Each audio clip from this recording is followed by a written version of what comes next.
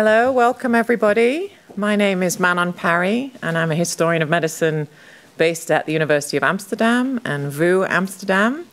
And we're here tonight to celebrate this new book by Dr. Janna Coomans, published earlier this year by Cambridge University Press. And we're going to start this evening with an introduction by Dr. Coomans about the key insights from the book, and then follow that with a panel discussion. And there'll be an opportunity to ask questions. And then at the end of the evening, we'll celebrate with some drinks and toast to this happy occasion where you'll be able to carry on the conversations. So I'll start by introducing our first speaker. Dr. Coomans is a postdoctoral researcher at the Universities of Amsterdam and Utrecht. And in 2020, she won the research prize of the Premium Erasmianum Foundation for her PhD dissertation, In Pursuit of a Healthy City, Sanitation and Common Good in the Late Medieval Low Countries. Earlier this year, she was awarded a prestigious Venny grant from the Dutch Research Council, NVO, for a new project titled Inflammable Cities, How Fire, Risks and Prevention Transformed the Low Countries. And she'll be working on that for the next 4 years. But today, she's going to talk to us about some of the insights from her new book. Please join me in welcoming Dr. Coomans. Hello, everyone. Welcome. I am very happy and honored you are all here. Can you hear me well? Good. Yeah. So, what Manon just said, so I will first briefly introduce also the topic of medieval public health and how I studied it. Then we'll broaden it and we'll have a drink. And to start, I defended my dissertation actually around the corner here at the Aula in 2018. And in some respects under different circumstances, because then for most colleagues, friends and family, the topic of medieval public health was very unfamiliar, whereas now we all know what quarantine is. And we also know that our daily grocery shopping, sitting in a bar, how we greet people can be very directly related to disease spread and also to pressure on healthcare institutions. So this created more interest in how avoiding disease and preserving health can shape a society, also in the past. And that fits in a longer and also longer existing trend in the history of public health, where it used to be more about the medical profession, about institutions, especially on state level. We now can broaden it and really research any type of practice that promotes health for a group or a community. And for the medieval period, that has been done by several studies, among which Guy's book and also Carol Rowcliffe's on medieval England are important examples. And here the link between health and the environment, especially urban environment, becomes also more important when you broaden the topic like this. So these studies have made an effort to clean up the Middle Ages. So there's no progression in which it was very bad in the medieval period, and then it slowly got better until in the 19th century, there was a true birth of public health. So that idea has been fundamentally revised, and my own work contributes to that revision. So the goal of my research has been to answer how was public health defined and pursued in a medieval city. And therefore, I would like to take you to the Low Countries, which is quite a unique area in this period. It's wet, marshy, but it's also highly urbanized. But instead of centered around one metropole, like London or Paris, it has many medium-sized cities. So for our standards, quite small, say 5 to 10, maybe 15,000 people. But all these cities have their own semi-independent town governments. And you can find public health practices at that city level still in urban archival sources. So public in this sense is not at the national or state level, it is mostly urban. So we now know what public is. What about health? I won't get into it too deep, but it's good to know that it was shaped by Greek, Roman, and Arabic ideas mixed with Christian views into a very fascinating and coherent system. And in this system, the inside of your body called the four humors or fluids, correspond with the elements and with the cosmos at large. So the constellation of the stars can indicate which part of the body need bloodletting in which moment of the year. And this is actually what the zodiac man you see here summarizes. So health is when all these things, the micro and the macro, are in balance, and they remain in balance not because they stand still, but because they move. So there's a sort of movement and flow that is very important to health. You can think of the seasons, aging, how nature grows, but also what comes in and out of a city and in and out of your body. And all this movement avoids a type of corruption, such as stagnant water, spoiled food, or air corrupted by stench. I know it sounds quite vague, but I'll try to make it practical by talking about 3 objects that you can find in a medieval city that contributed somehow to public hygiene. The first is a bucket. A bucket is useful because you can transport water with it. And clean water, getting access to clean water is a very important and also very regulated part of urban health practices. And even in the Low Countries, which of course are quite similar environmentally, there's quite a diversity in systems. So some cities, such as Bruges or Ypres, had pipes leading to fountains. Others had quite a number of wells, but some just relied on surface waters. And so it was really important to keep those clean. And another interesting thing, and here the bucket comes again, is that many people shared wells with their neighbors. And the term to that type of sharing and the legal entitlement even had its own word, namely putgang. So you can see conflicts between neighbors in court records, in the archives, about these wells. For instance, a new homeowner in Deventer argued in a dispute he had contributed to the bucket at the well at the end of the street as the other neighbors did. Another thing that was important is fire safety. Buckets were, every household needed to have a bucket. This was actually inspected by officials. So you see here the boundary between the public and private. And the same officials, so burgomasters or ward captains, were actually the same ones who were usually supervising street sanitation and water cleanliness. So you see here how these things can interact. The second object is a cespit. What is a cespit? It is a container for excrement, and it is ideally leak. So the liquids seep into the ground, and the solid matter accumulates. And needs to be, and when it's full, it needs to be emptied, which is a very dangerous moment in terms of creating spoiled air. So therefore, it could only happen at night. But at the same time, these contents were worth something. So they were used as a fertilizer. So there was actually a trade in this. And to think about systems before the introduction of the modern sewage plant, there were 2 large or 2 widespread options. The first one was this one, the cesspit. The other one sounds very modern, but is quite problematic, and that is having sewage. So in many cities, you find a combination. In some cities, you find an explicit prohibition to build sewage to waterways.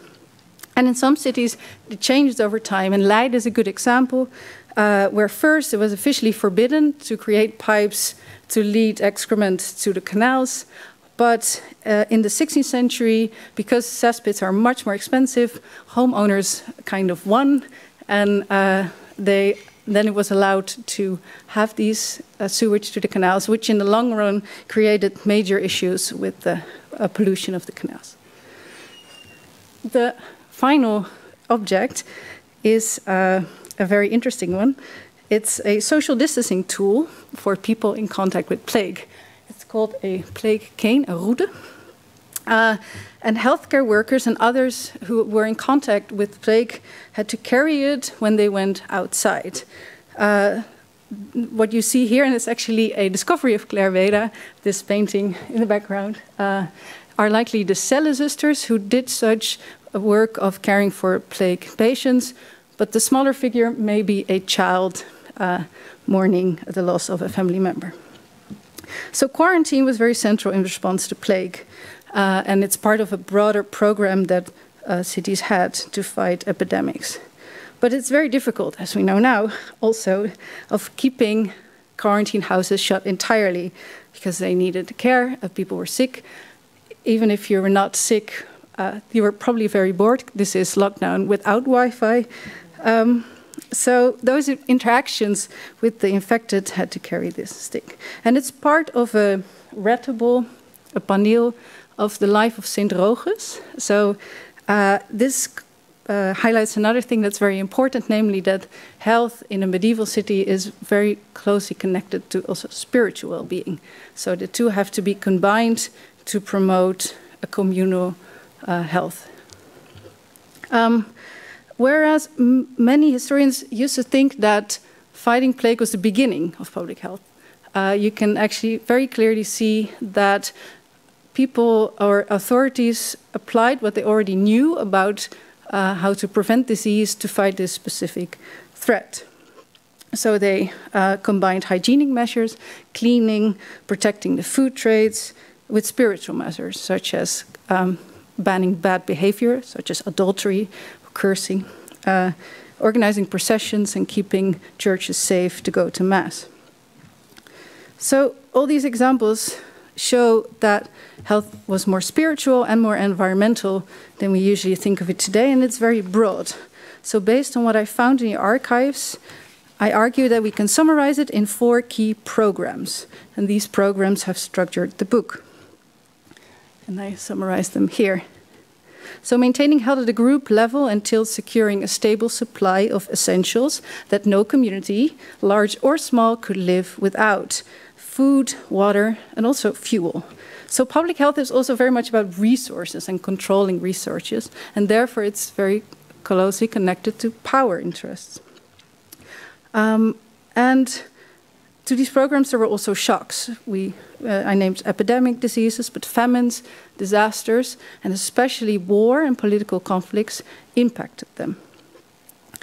So I think I'll stop here, and we can talk more also in the discussion. But finally, I wanted to finish with the question, why do I think this is valuable today? And I think the parallel between plague and COVID may illustrate this best, because we now know that the scientific or theoretical insight in what might help to fight an epidemic is actually a very small part of what actually makes a society successful in overcoming one. Because public health in the end is such a complex mix of political and economic interest, the relation between government and citizens, whether they want to listen to regulation, but also cultures and habits.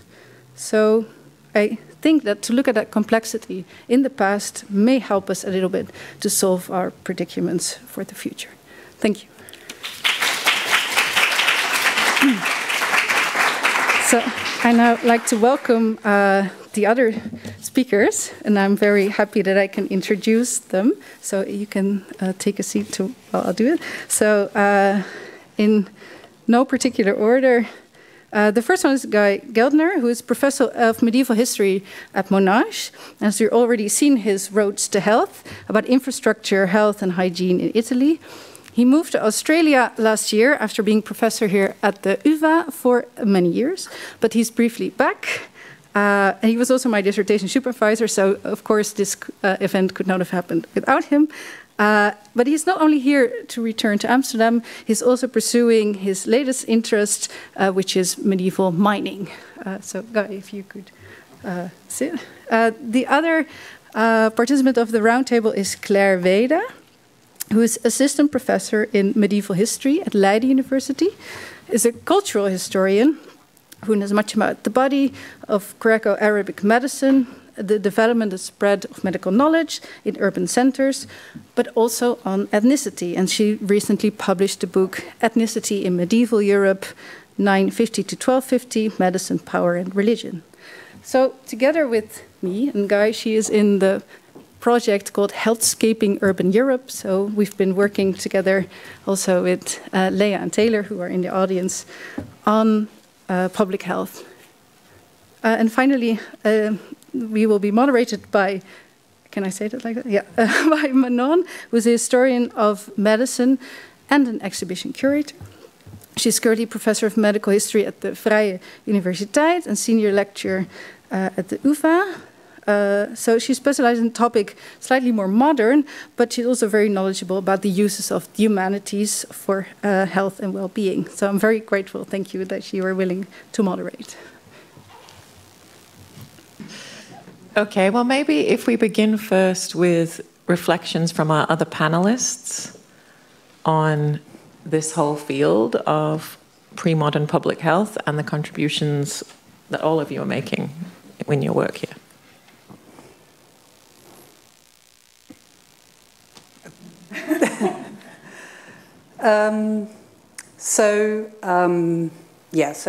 In preparation for this evening, and first of all, huge congratulations to Janna for writing such a wonderful book, which is a very inspirational book, and I hope that we can talk about it, especially this evening, and not just our contributions. So my idea of public health, because that's the question, I think my own work looks at why authorities were interested in public health. And my sense from looking at the sources from sort of 1200 onwards is that there are two very particular contexts in which it's very important for them in terms of vital or organic politics, in the sense that they were attempting to manipulate the health of a population with certain objectives in mind. And so in that sense, when I'm talking about public health, I'm talking perhaps less so about groups, but about the interests and the rights and the power that's available to authorities. And so there are two contexts. And the first one, I think, which is very relevant, is the military context. If you look at, because the military is obviously, it's a hugely important factor for authorities, and cities are very much, at least in the Low Countries, on the continent, also in Italy, very much involved in the military. They have to participate in all kinds of warfare. And if there's one area in which medical theory, Galenic theory, really from antiquity up to the 12th century and afterwards, is present, it is in a military context. There are manuals, military manuals, using medical thought on how to look after your troops, your soldiers, when they are on campaign and have to deal with, getting food, getting provisions, making sure that epidemics there are no outbreaks. And so a lot of the infrastructural logistics and also attention paid to sanitation is already sort of very developed in a military context. And then in the cities itself, which are to an extent organized in military terms in districts as contingents who are able to contribute to the military via militias, are also the people who are doing the policing of the environment. And then there's the other context, which is the more elite Galenic medical context, which is disseminated through text, through education, through intellectual concepts of the body politic and the health of individual bodies. And I think there's a more individual aspect to it also, and how the health of an individual relates to the health of the body. I think that aspect of medicine is also more performative and has a lot to do with status also. Who is able to present him or herself as a healthy person. There are a lot of benefits to being able to do that. So, this is a first introduction, and I'll give the microphone to Guy. Okay. thank you for the invitation, Janna, and I want to join Manon and Claire by congratulating you for this wonderful book. Obviously, I couldn't be more proud. You know, for the lay people among you, you know, it is no minor achievement to publish your dissertation in such a prestigious series with such a great publisher, and the product itself is very nice for those of you who have been able to see, to leaf through it, and it's really great, and congratulations. I really couldn't be happier for you for all of the many achievements that seem to have concentrated this year, but they are continuing. Just wonderful work that you've been doing. And I was reminiscing earlier today with Taylor came by to ask for a syllabus, and I realized, oh, this is the syllabus that I wrote 10 years ago for the first ever, that I know, seminar, MA seminar in premodern public health. And that's the seminar where Janna and I met. There were 3 students in that seminar, and I was one of them. There were 10 students in that seminar, and one of them is Martjan de Kerk. I don't know if she's here, but and it was a really, well, obviously a very successful seminar. So at least from my perspective. So again, really congratulations. So I just wanted to add perhaps a couple of things to Claire's insights. One of which is, of course, that this tradition of militaries or armies in general as laboratories for public health has a very long history. It goes, you know, back to the beginning of militaries in general and goes forward in time to, you know, to the present. Armies were and remain guinea pigs for all sorts of experimentation on individual health, psychological and bodily health, and they are also executors of public health programs, whether it's for themselves or for occupied or newly liberated territories, depending on your perspective. And whichever period you're interested in, whichever army you happen to know about, rest assured that they were, whether they knew it or not at the time, they were probably carrying with them, as we recently learned about the German army in World War II, or whether it's the American army in Japan at the end of the war, or really any army kind of carried with it in its cultural baggage, but also really in its coffers, medicines and practices that they thought were preserving their own health, and that eventually may have been kind of trickling down to the local population. And remember that colonial India is a wonderful example of certain kind of hygiene, public hygiene programs that were executed, that were rolled out predominantly for the protection of the military personnel, right? It wasn't rolled out to improve the lives of Indian people in Calcutta. Certainly not initially.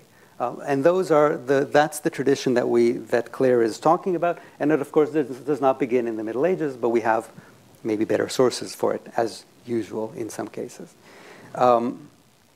The other thing I didn't want, Janna, in the epilogue to the book, which I just reread, and also in the presentation, points out, uses this hook of COVID, and I think it's a very efficient hook to remind us of, you know, what is at stake, and the continuity of these practices. But I also think that her work and Claire's and mine and Carol Rockcliffe's are really stressing that a lot of these programs, as you rightly call them, are not responses in the first instance to disasters, whether it's war or plague or political upheaval, famine, and so on. These are, by and large, routine practices. Right? There is a medical paradigm. There is, whether we agree with it today or not, there is a medical paradigm. There is a sense of what kind of balance needs to be kept and how that balance needs to be kept.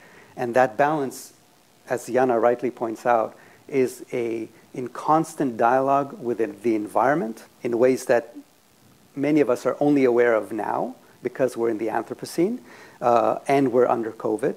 But a lot of these people thought about the environment a lot in those moments, at all scales, from the internal movement of organs and fluids in the body, through to the social mores of that society, social and spiritual mores, to the region and its climate, to the stars. So this kind of thinking was very typical of that period. Thinking at a planetary level, we didn't need to wait for, neither Latour nor Dipesh Chakrabarty, with, all due respect, to discover this kind of exchange. And this was routine. Yes, plague, mass death, military occupation, all these things brought people into crises sometimes that made them change or adapt or get rid of certain programs. But they didn't set them to think about their health as a group in the first instance. And that's, I think, again, Janna is a major contributor to this, because sometimes it's so routine, and I think one of the methodological challenges of the book has been, it's so clear to everyone that this needs to happen that the evidence is sometimes very difficult to find, because there is actually, as historians, records often appear when things break, right? When something goes wrong, when everything is okay, nobody writes, today was a nice day. That usually doesn't generate exciting records, as we see from, well, literally every single medium we are exposed to these days. So I just wanted to emphasize those routines. And maybe one last thing that I would say about my own work recently, it's not just about minds, it's about miners' health. And this is a kind of a outgrowth of our common interests for many, many years. In fact, Claire and I wrote a little article about miners and mariners and how these people try to understand their environmental risks and how they develop programs on the road, as it were, or on the water or under the ground to defend themselves from what they saw as environmental risks, whether they're spiritual, physical, and so on. And that gets us to populations that are much larger, and again, with all due respect to my Italian cities and to the Low Countries, very urbanized region, to basically the 80 or 90% of rural dwellers that are much more typical of the environment, or of Europe in that period, and which are much more poorly documented, of course. Thanks. I want to pick up on two of the points that are raised there. The first is that if you could explain a little bit more about why this area of research has to contend with so many misperceptions of the past. Where do you think those misperceptions came from, and why have they lasted so long? And then on that methodology question, what source material have you've been using to challenge those perceptions? Who wants to go first? Should I go first? Thanks. Yeah, I have two. So yeah, that misconception, that's something we've been discussing a lot because on the one hand, it seems very persistent in popular culture. So the dirty Middle Ages and the dirty cities and people just wallowing in the mud is perpetrated maybe in different media. And I guess it has its roots in academically, as Carol's book contributes a whole chapter to, in Victorian historians who just basically wanted to make themselves look much better by saying, okay, it might be worse now in the 19th century, but look at how it was much, much worse before. So, and that idea of progression over the centuries has been very strong and very persistent in academia. And more generally, the Middle Ages as a period of, it was very dark, as Guy also says to first-year students. So the dark Middle Ages as a period of where people, there basically very little happened. People were just very religious and uninterested in much else. That is also, I think, in popular culture, quite persistent. On the other hand, when we recently wrote a proposal for a new study, some of the respondents said, well, for scientifically, we know now, right, that the medieval city weren't so dirty. So, yeah, for me, it's quite striking to see like that actually the difference between popular conception or more general conceptions and specialist might actually become more divergent at this point.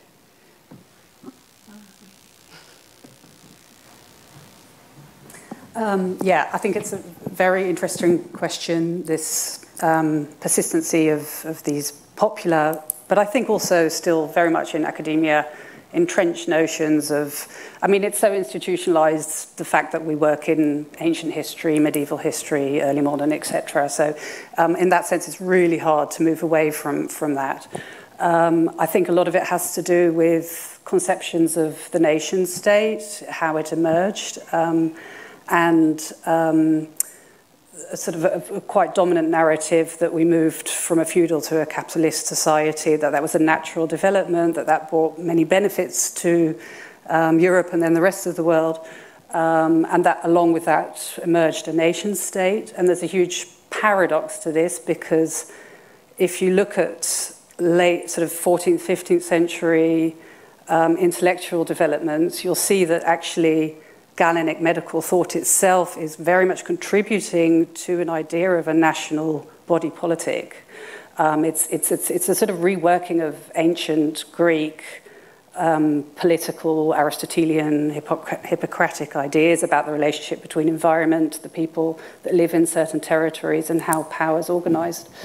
And these are sort of scientific ideas of that period, of the 14th and 15th century, that also inform ideas about the market, how about the market works. I think there's a big intersection between Galenic thought and capitalist thought as well. And then very interestingly, in the 17th, 18th century, everything that's sort of discussed in the 14th, 15th century is sort of framed as backward, unscientific, religious, but at the same time they're using the ideas that are being developed in this period. And I think that's it's a political claim. Kathleen Davis wrote a brilliant book called Periodization and Sovereignty about what happens in the 17th century intellectual thought, and how colonialism and the nation state is used to sort of take these older traditions and power structures sort of out of sight. I think there's a very complex narrative that's going on. Complex and yet annoyingly simple, in the sense that if you look, even if we zoom in on COVID, and you follow through, mainstream liberal journals. Don't even go to, no man's land, to difficult terrains. Look at the New York Times.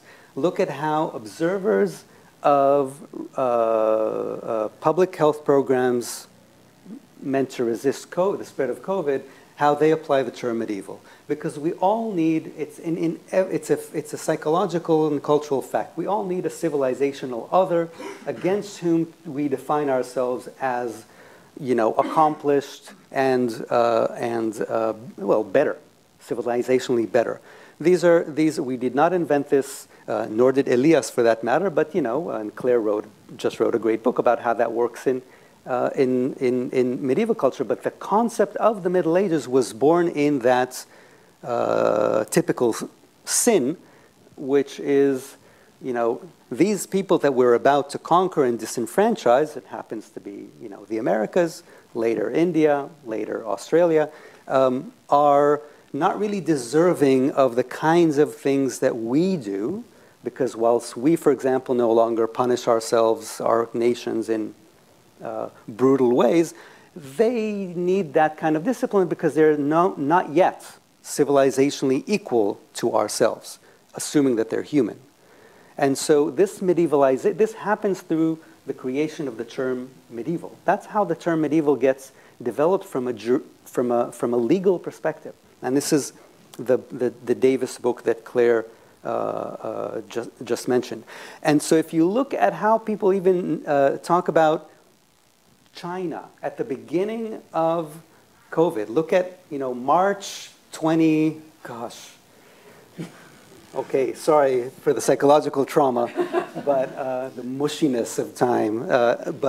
You know, March 2019 will be, they're medieval because they quarantine people and they have travel bans. That's medieval.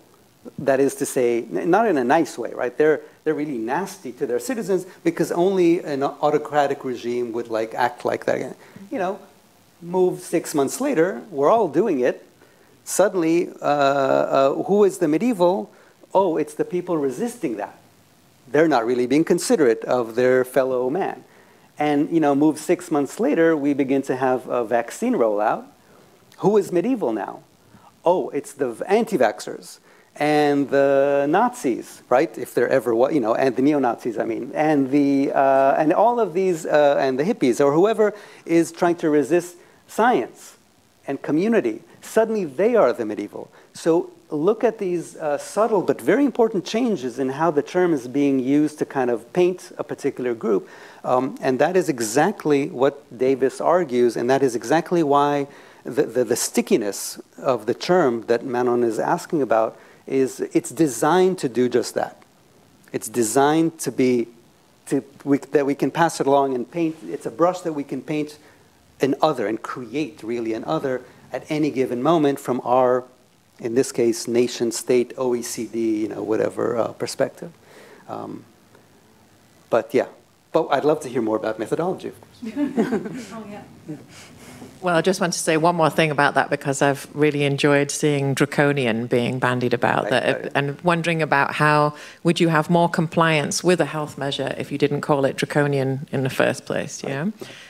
So maybe we still have that sources question to address. So let's do that before we do any more COVID, because I expect some of the questions from the audience may be about that. Yeah.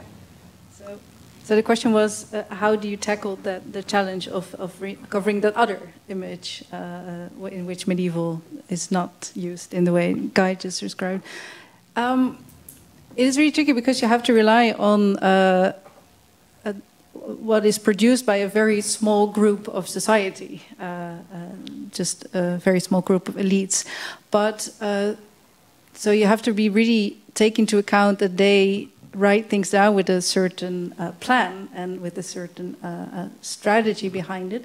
But for me, what I used was to combine, it sounds very boring, but it's actually quite fun to read financial administration, just to see that cities, yeah, so they just wrote down so much, just what they earned and what they spent it on. So you can really find what roads they repaired, if they hired a cleaner for a certain a market square. So if you combine and follow these expenses, especially throughout time, you get an image, at least an image of what they would like invested in and were interested in making better.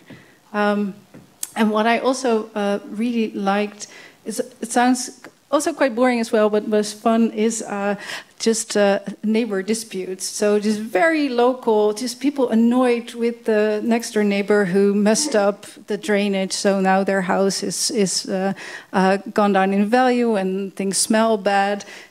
Or another just blocked the passage to a toilet that multiple houses were using. So all these very tiny things, which were actually very expensive to fix. So it sounds to us like petty feuds between houses, but it was actually quite important for them.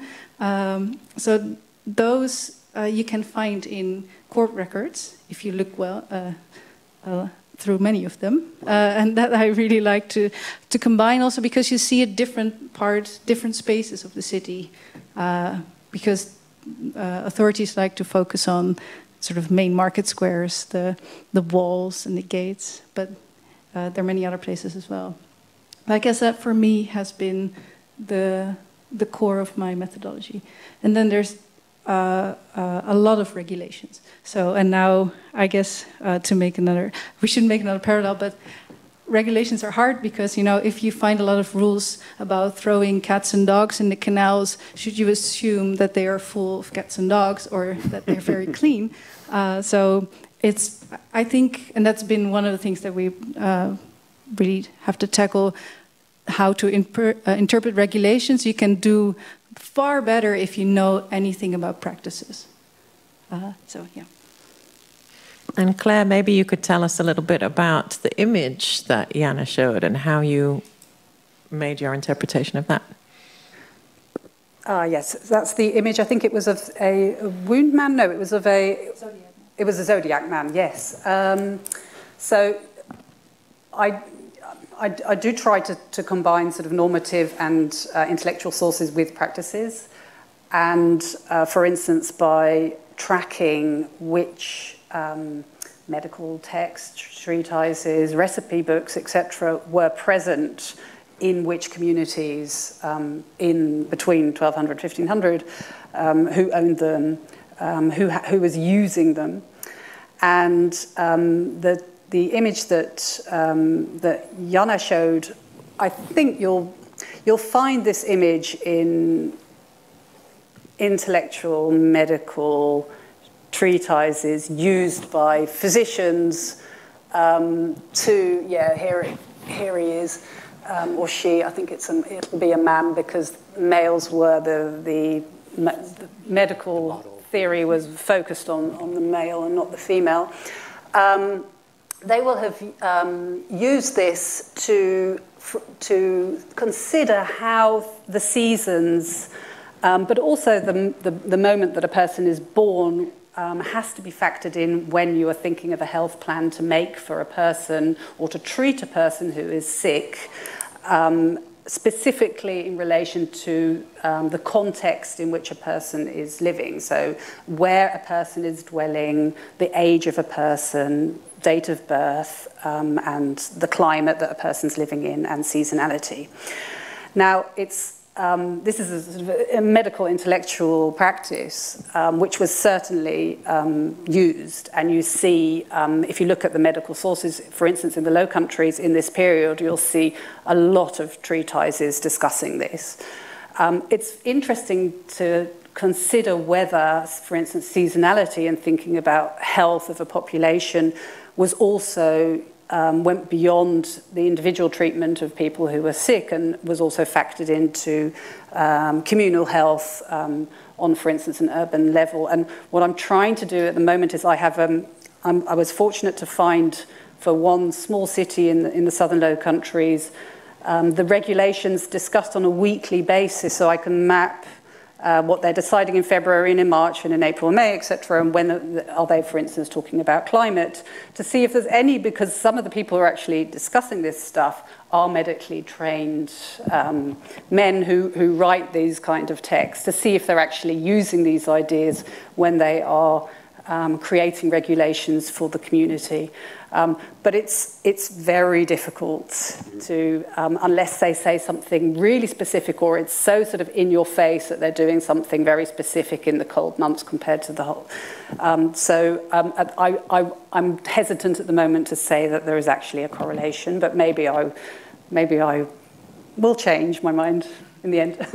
And what about the social distancing stick that was in the other image that you referred to? Yes. Oh, so is it still on? Yeah. That is used all over the place, and I'm very happy to, I'm comfortable or confident to say that yes, because you see it in so many regulations. So specifically, responding to moments of outbreaks of pestilencia, that and in so many cities. That is certainly something that they were actually doing, yes.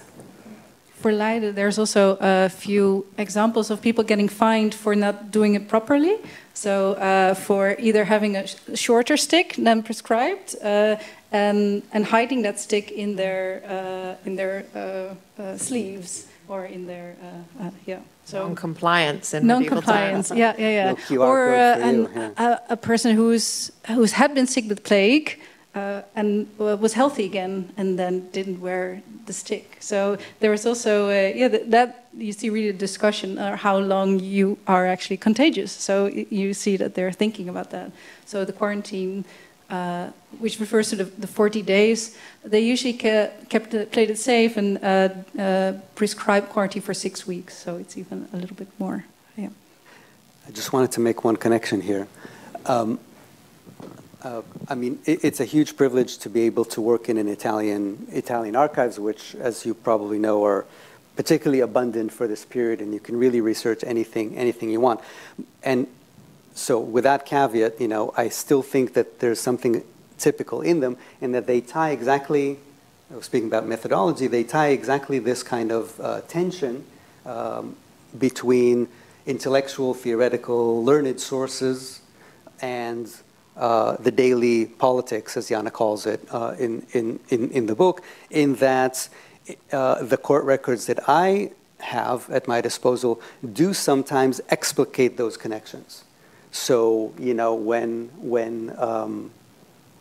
I saw, you know, when Tim Verlaan came to complain about, you know, Frans Kamphausen's drain leaking into his property, he would not just say it stinks, and really he should take care of it immediately. He also said to the judge or to the head of the procedure, and it therefore, I can see it, so there's a danger of miasma, of ocular intromission, what we call, which is one vector of disease transmission, and it stinks, so it creates miasma.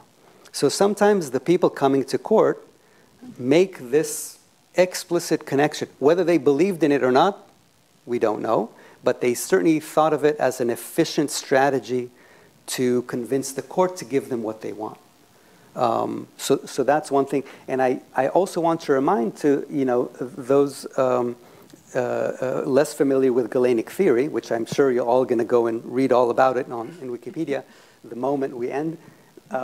This is a paradigm that unites the largest part of the world's population at the time, right? So these are, as Janna said at the beginning, Greeks, Roman Christians, Jews, and the entire Islamic world follow or interpret this, you know, canon. And in fact, the term canon comes from medical, the medical world. So there are dozens of millions of people around Eurasia, across Eurasia, that are actually following and interpreting the Galenic paradigm to solve their own individual issues and also design prophylactic programs at the community level. And it stays also very long, because even in late 19th century, you still see the same reasoning or concern for stench as being a direct cause of disease. So if you count from like 1850 and the way back to the ancient period, it's also extremely long time that these ideas exist in societies.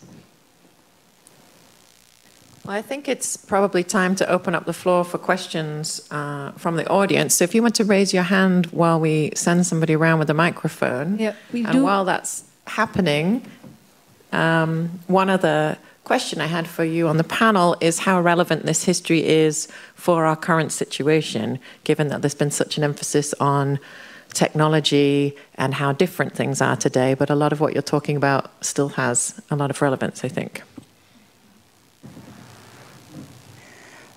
Yes, this is something I think Guy already alluded to earlier. I think one of the most important aspects, or Janna already did, is the whole idea that environment and health are very intricately related to one another. And this is something, especially now with the climate crisis and the emerging realization that, for instance, the COVID pandemic is also related to how we deal with the environment and climate. That this is something that has probably been sort of slightly less in view, perhaps, during the past decades or even centuries. Some will say maybe from the 19th century onwards. And this is something that was much more considered to be natural and logical in earlier periods. And I think that in itself is very important. There is a caveat to it, because environmental theory and medical theory, as I slightly alluded to earlier, was so it's wonderful that people related their health to environment, that they had this consciousness. But it was also a system to create a lot of hierarchies and inequalities. That is the other side to environmental medicine, which is also been very influential in thinking and in practices in racial capitalism. So I think it's very important to be aware of both sides, both aspects of this whole way of thinking. Thank you. Should we have a question from the audience? Thank you for the wonderful presentation. Sorry. I want to ask, Jewish and Islamic practice are full of rituals regarding health. And in how far did those Jewish and Islamic practices influence health in Northern Europe? Maybe through Spain or through Sicily. With some of those rituals, I have the feeling that people, the cause of diseases were not known. They had a beneficial effect on preventing disease, like not eating pork can have a beneficial effect. So in how far were those influential and important, even if there were not that many Muslims around and not that many Jews? Does anyone want to? I don't have a mic yet, so yeah. you can start. Oh, okay. I can be quite brief on actually Greco-Arabic medical thought came. It was already present. It's never disappeared from Western Europe, but especially from the 12th century with the rise of cities and institutions and universities and schools, it was gained much more attention in the Latinate world through translations from mostly Arabic physicians.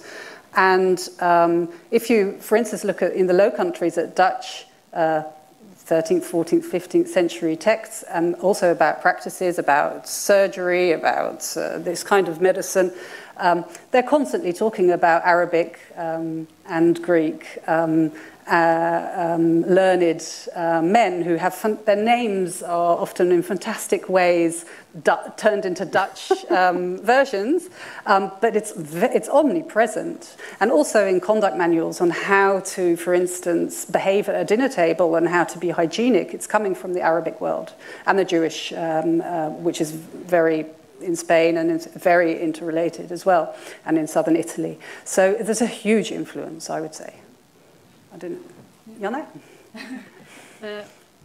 Another thing I thought of when you asked that question is something, there's a debate, and I really don't know the definite answer, that there's a correlation or in bathing practices, so that there's also inspiration. Of course, Islamic and Jewish ritual bathing practices are much more serious in actually cleaning the body compared to the Christian very ritualized water sprinkling, but there is a very active urban, well, not only urban, there's a very enthusiastic bathing culture in the later Middle Ages. So some scholars say that there's a relation also with these other regions. But how exactly that happened, somebody should look into. Thanks. Any other questions from the audience? There's one at the front here. Thanks.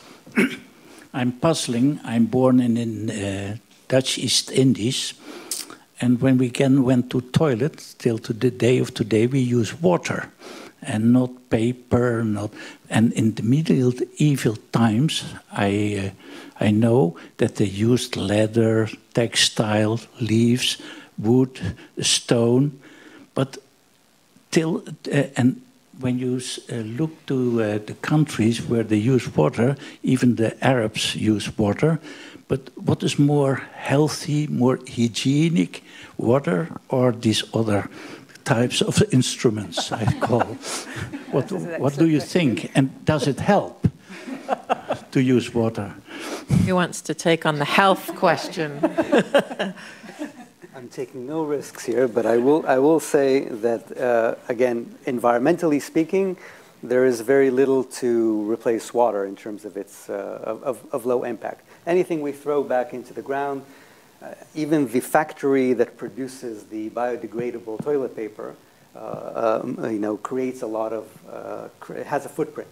And in that sense, by the way, which leads me to probably a more important, in terms of waste disposal, which is one of our favorite topics, whether it's human bodily fluids or any other matter that gets decided upon as waste matter, which is, by the way, a political fact. It's not a natural fact. Most of this waste matter in the Middle Ages is biodegradable. It's what we call now biodegradable. Unless it's burnt, we have archaeologists here, unless it's actually glazed or burnt or manipulated in some way from a mine or from another industrial process, it's not that it doesn't have an impact on the environment, everything does, but it is biodegradable to a large extent. And so when we talk about these cities as growing heaps of dung in the Middle Ages, they're actually not. Actually, all of that stuff just goes back into, whether it waits in cesspits before it goes back into the fields or gets thrown into the water in a moderate way, it actually creates no long-term impact. In fact, it's only when we begin to introduce industry into cities and into the countryside in the shape of mines, for example, that we suddenly see, and now we have the tools to measure, their long-term environmental impact on vegetation, on people's lungs, and so on and so forth. But, you know, in terms of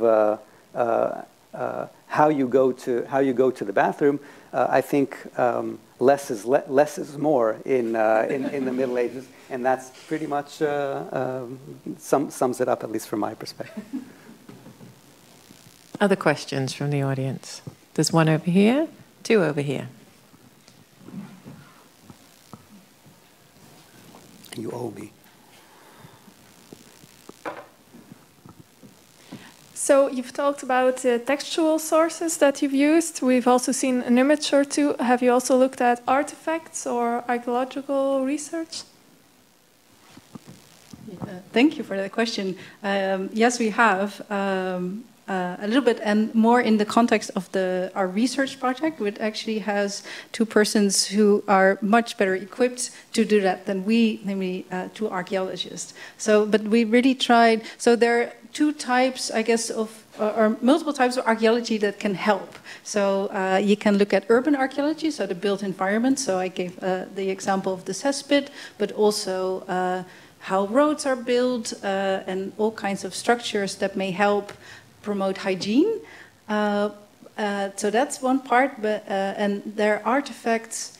There's also artifacts in the sense of personal hygiene that you can find in many different ways, and that's something that we didn't put so much emphasis on, but it's very interesting actually to see the connections between these things.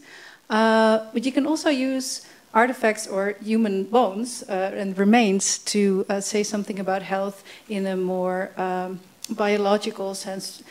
One example is just measuring height through the ages. You can actually see that medieval people were not that small, were actually quite tall, and became smaller in the early modern period until they became bigger again in, I think, the 20th century. So, and these things you can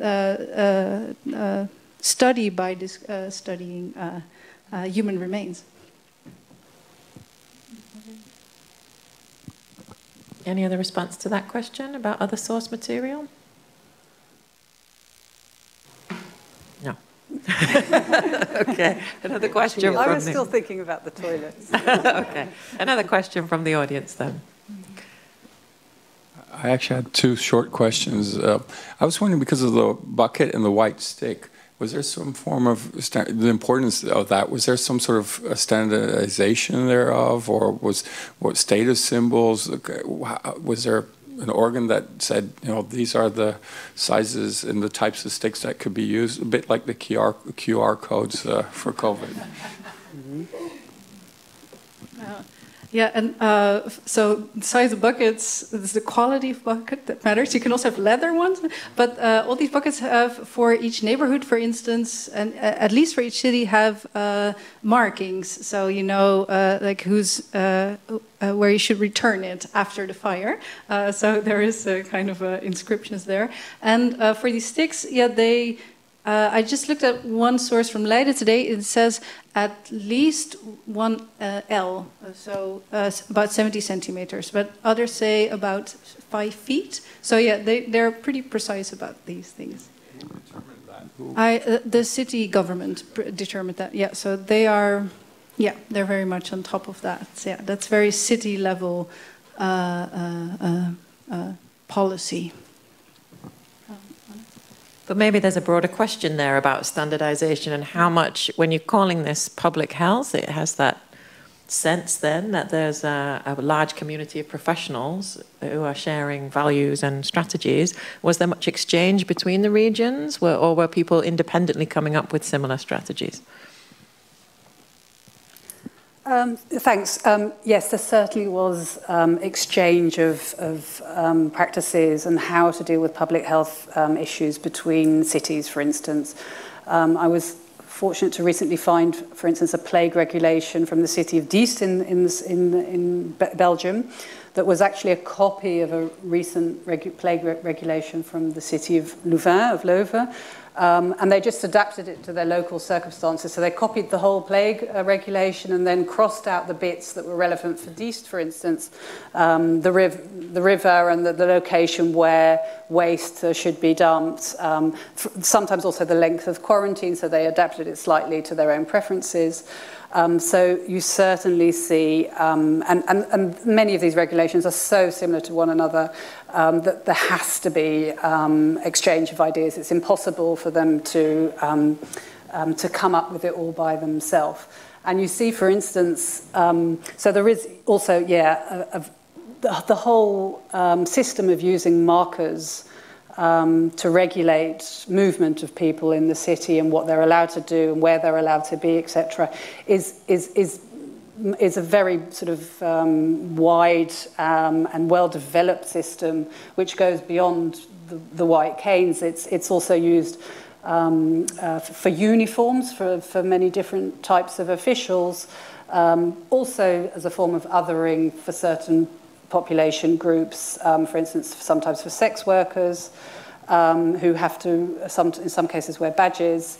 Also for the poor, showing that they, for instance, have rights to collect alms. So they have a whole visual system of tokens and markers.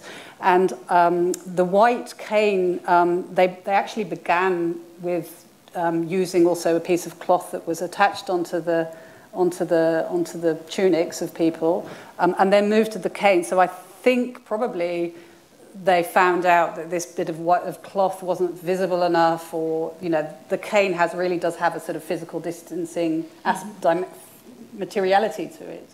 And then you see that it's quickly, sort of around 1460, all the cities in the Low Countries begin to do it. So yeah. There's also one thing which again is one of the perhaps the central contribution of this book to the understanding of the broader question is that it's always being negotiated, right? So the public as we understand it today, nobody elects per se a government that then we believe they're taking the right measures to protect us all. There's a constant, just like today, there's a constant negotiation of what we call and what Janna articulates in terms of biopower, right? There is the negotiation of power at the level of individual and group life is constantly being negotiated between individuals, neighborhoods, guilds, very powerful players in any city, elected officials, salaried officials, armies that come in and out, kings and popes and whatnot, the monasteries, the beguines. Everyone in the city is part of this, let's say, medical market of ideas or public health ideas, and they're always pulling and pushing because, as we see day by day today, that we all theoretically believe in the same science doesn't make us follow the regulations in the same way, because we all are special. All right? Otherwise, we wouldn't behave in a way that threatens other people's livelihood or well-being if we didn't think that, yes, but, you know, my neighborhood first, or my house first, or my house last, as some people also, you know, would say. And so that is a dynamic process, a dynamic political and social process that Janna traces very well for the Low Countries, but in that sense is very typical. We shouldn't think, and in a way, going back to an earlier question, the absence of evidence from a political center, like a traditional political center that says, in the event of X, you know, here's what we go and do, doesn't mean that people didn't care about that circumstance in general. Yeah. We don't have to wait for a centralized government to understand that, let's say, parishes worried about the quality of water around them. And it's exactly this kind of nitty-gritty archival and manuscript work that allows us to see this in the absence of what will become the nation state or the centralized urban government or even the health board, because that didn't make or break a public health program. That really makes me think of Rebecca Solnit's work about disaster response being led by communities and not by leaders, and so it's also a political way of framing our interpretation of the past. Absolutely. Did you have something you wanted to add? Yeah, maybe yeah, to that. So you've seen, I guess, now also with our response to the pandemic, far more explicit than usual all kinds of communities and also sort of allegiance that we might feel with the Netherlands or with the EU that crystallize when there's pressure on these communities, and also who we prioritize and what happens to them. Yeah. So that you see how so you can really study communities even if you're not that interested in disease. It's a way of studying communities. I see one more question, and then we should wrap up because it's almost drinks time. But we can carry on talking over the drinks too. I was wondering if most regulations were against diseases like the plague, or also, for example, about malaria, because recently there has been found, there's been research about malaria being quite a big disease in the medieval times. So I was wondering. There's an archaeologist looking into malaria, which actually means bad air. So there's a historical, how do you say that? Pass to it, connection to it. Thank you. Those diseases, and there's always a very tricky thing when researching health in the past. They have such different names for for the diseases, for specific diseases. So there's also the question: do they mean the same thing, or can we assume that they mean the same thing? And the general approach is to be extremely careful with that and not say, okay, they say this, but they mean this, and then give it a modern term. So. There are a few other diseases that come up. So the smallpox, the spokken, becomes very central. Syphilis as well after 1500, and all kinds of animal pestilence. So animal plagues are very prominent as well. Okay, well, just before we wrap up, I'd like to invite everybody to stay and join us for the reception afterwards, where you can also pick up flyers for discounted copies of the book, and I believe there will be a paperback version available in a year as well. Yeah. So don't feel obliged. Buy it at some point. Half COVID. So what's a year? Put your pre-orders in now, anyway. And I'd like to thank everybody in the audience for your questions, and also to all of our speakers. Thank you very much.